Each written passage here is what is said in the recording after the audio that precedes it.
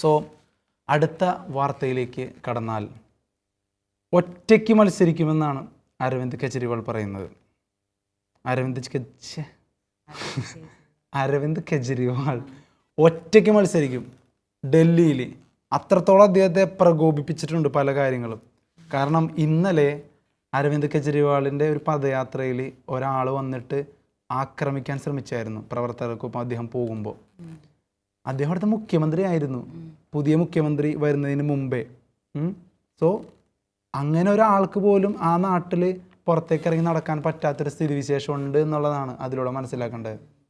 ഡൽഹിയിൽ അദ്ദേഹം പദയാത്ര നടത്തുന്ന സമയത്ത് ഒരാൾ വന്ന് പ്രത്യക്ഷത്തിൽ ആക്രമിക്കുകയാണ്. അതൊരു കനത്ത അടിയാണത്.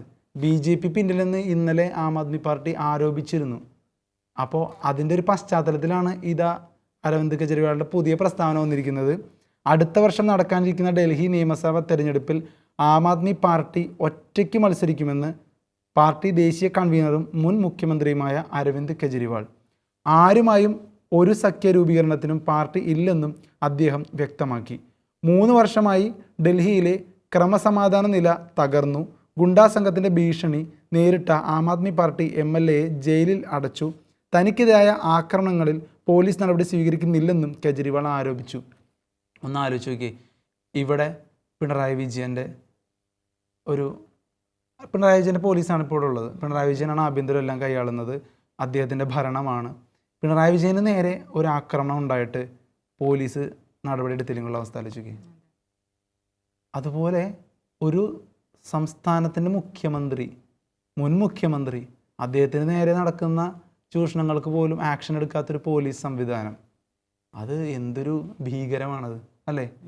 അപ്പോൾ അരവിന്ദ് കെജ്രിവാൾ ഒറ്റയ്ക്ക് തന്നെ നേരിടും എന്നാണ് പറയുന്നത്. ഒറ്റയ്ക്ക് വഴിവെട്ടി വന്നവൻ തന്നെയാണ് അരവിന്ദ് കെജ്രിവാൾ. അതുകൊണ്ട് അദ്ദേഹം ഇപ്പോൾ ഒറ്റയ്ക്ക് മത്സരിക്കുമെന്ന് പറയുന്നതിൽ ഒരു അതിശയോക്തിയൊന്നുമില്ല. പക്ഷേ അത് പലർക്കും ഉള്ളൊരു മറുപടിയാണ്, പ്രത്യേകിച്ച് BJPക്കുള്ളൊരു മറുപടിയാണ്.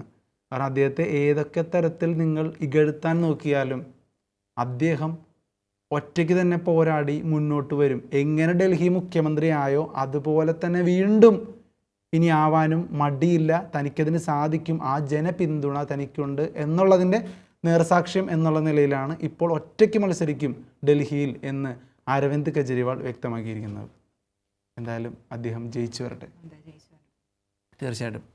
പിന്നെ ഗുണ്ടാ സംഘങ്ങളെ കേന്ദ്ര ആഭ്യന്തരമന്ത്രി അമിത്ഷാ സംരക്ഷിക്കുകയാണെന്നും അദ്ദേഹം ഒരു ആരോപണം ഉന്നയിച്ചിട്ടുണ്ട്. കഴിഞ്ഞ ദിവസം തനിക്കെതിരെ ആക്രമണം ഉണ്ടായി. ഈ സംഭവത്തിൽ നിയമ നടപടി സ്വീകരിക്കാതെയാണ് ആം ആദ്മി MLA നരേഷ് ബില്യനെ പോലീസ് അറസ്റ്റ് ചെയ്തത്. അതായത് അദ്ദേഹത്തിനെതിരെ ഒരു ആക്രമണം ഉണ്ടായി പ്രത്യക്ഷത്തിൽ, അതിന് സ്വീകരിക്കാതെ ആം ആദ്മിയിലെ വേറൊരു നേതാവിനെ പോലീസ് അറസ്റ്റ് ചെയ്തുകൊണ്ട് പോയേക്കണം.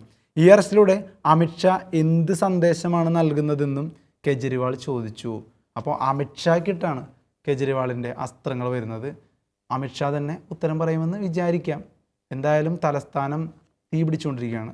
മുൻ മുഖ്യമന്ത്രിക്ക് പോലും, ഇപ്പോൾ അവിടെ ഭരിക്കുന്ന പാർട്ടിയിലെ കൺവീനർക്ക് പോലും അവിടുത്തെ അവസ്ഥ ഇതാണെങ്കിൽ സാധാരണ ജനങ്ങളുടെ അവസ്ഥ എന്തായിരിക്കും അല്ലേ? സോ ഡൽഹി കരകയറട്ടെ, വീണ്ടും ഡൽഹി ഒരു മനോഹരമായ രീതിയിൽ ആവട്ടെ എന്നേ പറയാനുള്ളൂ.